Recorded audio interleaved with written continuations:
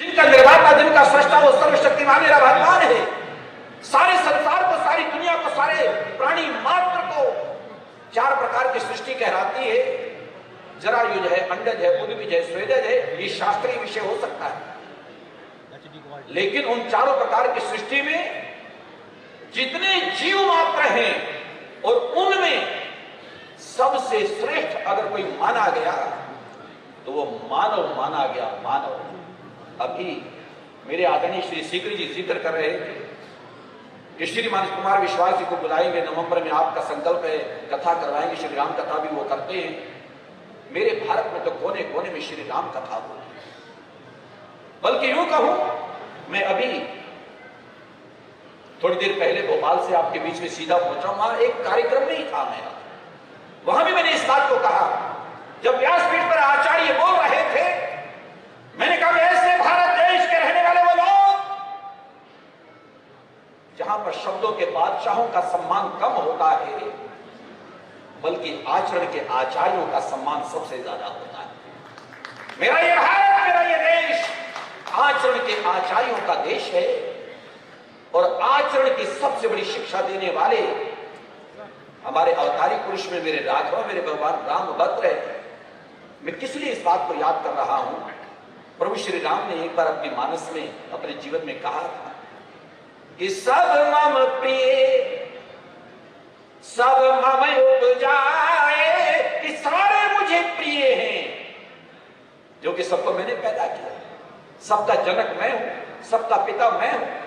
और पिता को तो सारे बच्चे प्यारे होते हैं, चाहे कोई काला हो, चाहे गोरा हो, चाहे टेढ़ा हो या सीधा हो। जब ये पिता को, माता को सारे बच्चे प्यारे होते हैं। भगवान राम ने कहा कि सब मम प्रिय, सब मम उपजाए, सबको मैंने जन्म दिया, इसलिए सारे मुझे प्यारे। सारा प्राणी मात्र, सारा जीव मात्र, पशु पक्षी भी उसमें शामिल हो जाते हैं, सब मुझे प्यारे हैं। लेकिन सब ते अधिक मनुज मोहि भाए, सब मम प्रिय, सब मम उपजाए, लेकिन सब ते अधिक मनुज मोहि भाए। मुझे मनुष्य इन सारे जीवों में सबसे प्यारे लगे। क्यों? वो इसलिए कि मानव कभी केवल अपने लिए नहीं सोचता।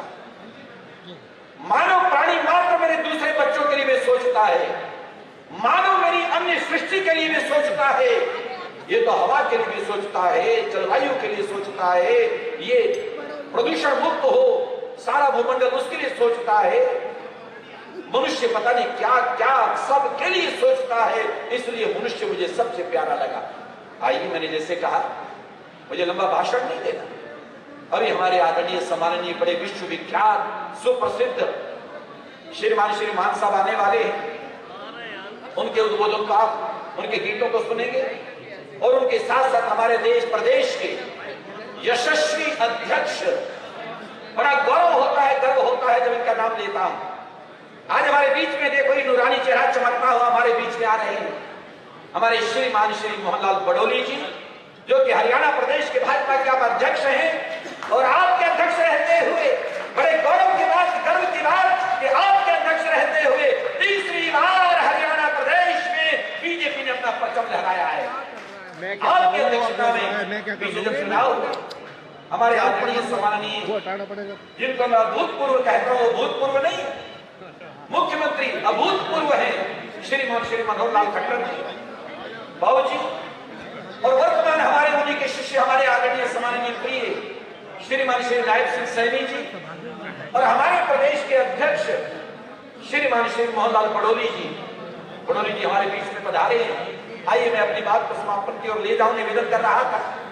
जब हमें गौरव होता है, गर्व होता है, अपने पुरोधाओं को याद करते हैं, पूर्वजों को याद करते हैं, अवतारी पुरुषों को याद करते हैं, बड़े बूढ़ों को याद करते हैं, जिन्होंने हमको हमारे जीवन की पद्धति दी, जीवन का तरीका दिया, जीवन का सलीका दिया, और उसी में जो पर्व त्योहारों का निर्धारण किया। आज लोहड़ी का पर्व, और मैं सामूहिक रूप से कहना चाहता हूं, केवल लोहड़ी की चर्चा क्या कर सकते हैं? दुल्ला भट्टी वाला हमारे श्रीमान श्री सीकरी जी कह रहे थे, उनको लेकर के उनकी चर्चा मुख्य रूप से लोहड़ी के पर्व पर होती है। लेकिन जितने पर्व हमारे हैं, जितने त्योहार हमारे हैं, भारतीय संस्कृति का सम्मान बढ़ाने वाले, क्योंकि भारतीय संस्कृति के हेलो भाई साहब